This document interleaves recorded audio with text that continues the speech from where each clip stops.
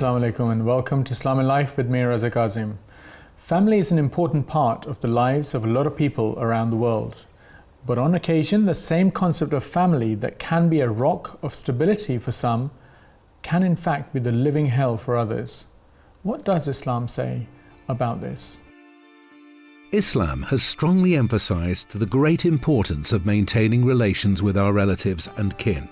Allah has stated in the Holy Quran, "And those who break the covenant of Allah after its ratification, and sever that which Allah has commanded to be joined, and work mischief in the land, on them is the curse, and they shall have the evil of the abode." By severing what Allah has joined is interpreted as severing the bonds of kinship, or not keeping good relations with blood relatives. Unfortunately, cutting relations with family and relatives is not seen as a major problem in the Western societies, and this influences also Muslim families living in the West. There's an encouragement from the secularist culture to cut out negative energy in our lives, and thus avoid people who cause us grief, even if they are our own kindred.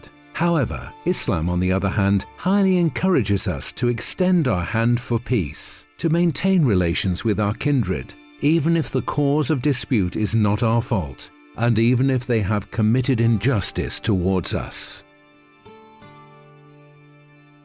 We're honored to be joined by our esteemed guest, Professor Tariq Ramadan, to discuss all of these issues. Welcome to the program, Professor. Assalamu alaikum. Wa alaikum assalam. I wanted to start off by asking, is the concept of family in the Islamic context really important? Yes, it's critical, it's essential. It's really the center of our understanding when it comes to our relationship to God and our relationship to our society. The first condition for us is that there is no way for an individual to come close to God if he or she is not, for example, serving her or his parents. So the relationship here is very important. This is the path towards our own salvation from an Islamic perspective, to the point even that the second name of God, Allah, it's Ar-Rahman.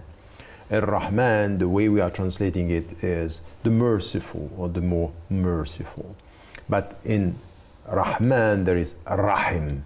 And Rahim is the same root as to the word as Surat Ar-Rad. And Surat Ar-Rad is this relationship between the parents and their children, is this progeny and this essential. So the fact that we are connected to Ar-Rahman, it's Silat Ar-Rahim, which is really what is connecting the mother to her children. It's exactly the same root. So we can understand here that there is this type of relationship that God has with us, not at all in the way there is something like incarnation in Islam. This is completely rejected from an Islamic perspective. But just to make it clear for us that there is something which is this mercy, this love coming from God that is connecting Him to us and us to Him through the relationship with our family. In terms of the idea of cutting relations with family, what would Islam have to say about that? This is something which is important. We should never, as the verse was quoted in the clip, we should never cut relationship with our parents, with our children, except in one situation which happened in the Quran with Noah, and what is, for example, the rejection by, for example, the child, a boy or girl, of anything which has to do with God, which is rejecting religion. This could sometime explain why you have to cut. I would say that the literal understanding that this cutting because he or she is rejecting God, we should be very cautious, because this is, I would say today, that this is why we should not cut. We should not cut because there is a rejection. We still have to communicate and try to communicate. So from an Islamic perspective, when you enter into this, we are not following in the footsteps of the Catholic Roman tradition by saying, divorce is unacceptable and rejected in Islam. It's abadul halal. It's the most detested thing that is permissible in Islam is for you to divorce.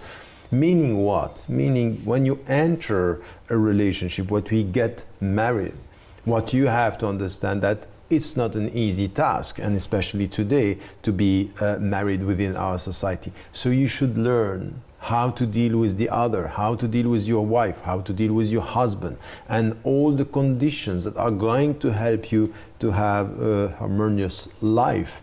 These are important elements, and very often the Western Muslims, for example, but by the way, not only the Western Muslims, in Muslim majority countries, we have exactly the same problem. We are very modern Muslims when it comes to this, because we don't get the deep substance of the Islamic message when it comes to family. You've talked about in terms of parents and children and so on, but what about family that extends beyond those two groupings that you've mentioned? What's the attitude towards that? Yes, and I think that this is also very important, because it's not only the nucleus family, father, mother, and children. It's wider than this. In the Islamic understanding, it's, for example, from an Islamic understanding of you with your mother, for example, your aunt ta'dilu al-um, meaning it's the same, it's your second mother. So your uncles are your second fathers, your aunts are your second mothers, and you have an extended family. And this is something which is very important. As a human being, at the end of your life, you are going to be questioned alone, but your life should be lived with all your family. So you need to keep this connection, Surat Ar-Rad, by calling, communicating, asking, serving. And remember, whatever is your age, at the end, you are always the son of somebody or the daughter of somebody. And it means that before God, when you are the son of somebody and or the daughter of somebody, you should understand that the best you can do is when he is alive to serve him, and when he is not or she is not, is to pray for him or for her. So there is a permanent connection, whatever is the situation, meaning that this is part of and should be part of our life, meaning as well that it should be part of our culture. So instead of how it was said in the clip, that the Muslims are following in the footsteps of the Western culture by not connecting with their parents, not connecting with their children, not connecting with the wider family, it should be the other way around. We should enter into the Western cultures and bring something which is the added value of our principles. And within that context, just to extend this even further, what about the idea about your attitude towards your in-laws? Are they included within the family or not? Yes, of course. As soon as your daughter or your son gets married, it's part of the family. So it's widening the scope. It's a perception that you have to deal with all this family and then with the children. So we have a sense here that yes, you have the social structure, which is the first one, and then it's connected. So there is a sense, even in anything which has to do with inheritance in Islam, it's connected with so many within the family. It's not only the father and the mother, the son and the daughter. It's connected to many levels and many links in our society, which means that the family is central for you as a spiritual reference in your life, because it means that there is a jihad that you have to indulge in when it comes to keeping the family, serving the family. And this is what the Muslims should do, and not the other way around, accepting that because now we are in individualistic cultures, we end up thinking about ourselves and not thinking about serving the family. This all sounds very good, but one of the issues that sometimes does come up, that it's sometimes family that causes us grief. And how do we counter the negativity that sometimes can be faced in that kind of situation? Yeah, and that as everything in our life, the positive aspect, you can find so many negative aspects. So this is why in your question it's very important to ask ourselves from a spiritual viewpoint, in which way the family is going to play a positive role and in which way it could play a negative role. It could play a positive role if it's quite clear that nothing in the family is preventing you from being yourself. It means that the starting point within the family is accepting your autonomy as a human being and not having this, a collective pressure or the family pressure that at the end you feel that you cannot just breathe, that you cannot just have your opinion. It means that within the family, it's a family where you are going to be yourself. You are going to be educated in order to be yourself. Communication is essential. Love, of course, is the start of everything, but communication is important, and that you have a space somewhere. That and it means when I'm just talking in the physical side, that you need to have a space. It means that it's very difficult in some of our societies in the Muslim majority countries that you are 5 or 6 in the same room. How come? This is the family here. It's not helping you to evolve and to fulfill all the potentialities of your personality. So one of the basic rights of any individual is to have the space. And the space is important because in the Quran, when it comes to talk about the family, the verse in Surat Ar-Rad is talking about a second, litaskunu. So this is where you are going to find home, and home means space where you are protecting your individual dimension, but also constructing out of this something which is the family links and bounds that you need to deal with. Lots of interesting points. So we do like to keep the show as interactive as possible and really value your opinion. Here's what you sent us this week.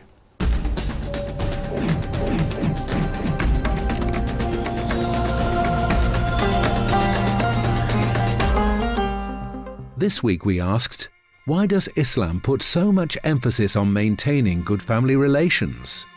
Nazia from India said, blood is thicker than water. We hear this all the time. Islam sees this truth and encourages us to keep in good relations with our family because they are the ones who will be there for us when we really need them. Mohammed from UK said, Islam has a beautiful system of ensuring societal harmony. This harmony starts with families, so as peace and love can be maintained in families, then the whole society will be in harmony. And Suleiman from USA said, we don't choose our family, so it needs a lot of patience to keep in good and cordial relationship with every member of the family. When we overcome this challenge, then keeping good relations with others becomes a breeze. Islam has always emphasized on relationship with your blood relatives. It will increase your blessings, your sustenance, your risk, your age, everything. And family unit, I think, is very pivotal as everything. Because if you're going to be unified in a family, your community will be unified, your country will be unified, and so the world will be unified. To keep Sila Rahim. Yeah, you have to keep Sila Rahim. Yeah. Because it's important to keep Sila Rahim, and then we can all be together as Muslims united, and it gives positive aspects and impacts across the globe. Family unit is the nucleus of any community. So when we look at a community as a whole, it's a combination of families. If you look at our history as Muslims, it's always been surrounded around families and unity of families. I think at the end of the day, it's you will find that in for most people, whatever happens, it's once you're past a certain age, it's all about the family. They're the only ones who will stick around. So our fitrat is a good fitrat then when we start from family. So it always starts from family, and then we spread out into the whole wider world community and spreading the message of love and peace and prosperity. That's all the comments we have for this week. If you'd like to have your views featured in the show, be sure to follow us on Facebook or join us on Twitter. Now you can send your own videos with your comments and even your questions to islamandlife@presstv.com. One of the things that was being talked about in the clip was this idea of unity and the fact that unity within the families can somehow be, rolled out and cause unity elsewhere as well. Very optimistic kind of angle that the gentleman was coming from. What would you say to that? I would say yes. I think it's very idealistic. And still... But we want it to be like that. From an Islamic idealistic point of view. But the problem is to look at it from, you say, as soon as you have a good family and harmony within the family, it's going to have an impact on the society, and then the society, that's true. But it's not as simple as that. It's not going to be from one step to another in such a way. The other way of thinking about it would be, you're not going to get peace within the society or harmonious relationship if within the families we are dealing with crisis. The truth is that today in Muslim majority countries, as well as in the West or in the global South, Muslims are experiencing something which it's difficult. It's the ideal of the family and the reality of our life, where our families, we have, rates of divorces that is now becoming higher and higher. We have a lack of communication. We have the same mentality. When there are problems within the family, we don't struggle. We go very quickly and we speak very quickly about divorce, which is permitted, but once again we have to try our best to build on the relationship. And once again, we have affective crisis among Muslims, which is how do we deal and how do you speak about our psychological problems, the lack of affection, the lack of communication within our families today. Now, it's clearly going to be something that's going to be quite challenging and there were some of the points that were made on the clip were actually talking about this idea that from within the family you can actually get some positive things coming out there, but they don't talk about some of the problems that can actually be formed and how to counter some of these problems, because there are conflicts in family when you've got people together who might have very different views about things. How do you counter or how do you resolve those situations which can become quite ingrained, deeply ingrained family problems, which can sometimes go on for generations? Yeah, and I think that the problem that you are raising here, it's important because we have multiple factors entering into the equation. For example, it could be a family within a specific culture, and the relationship between the family and the culture is problematic. For example, when it comes to the question of authority, for example, that in certain culture you don't answer back, you don't express your opinion. But that's going to be very difficult if, for example, in our societies today, you have all these technologies and all the people are thinking, and within our cultures, sometimes that's not the way. And we confuse the relationship, the authority of the father and the mother with being silent, while even the Quran is not saying this, that you have to obey your parents except if they are unjust or imposing into you to do something unjust. So we have the tension sometimes between culture and family. There is something which is also in our relationship within Muslim families, is to translate Islam into a set of obligations and not a space of communication.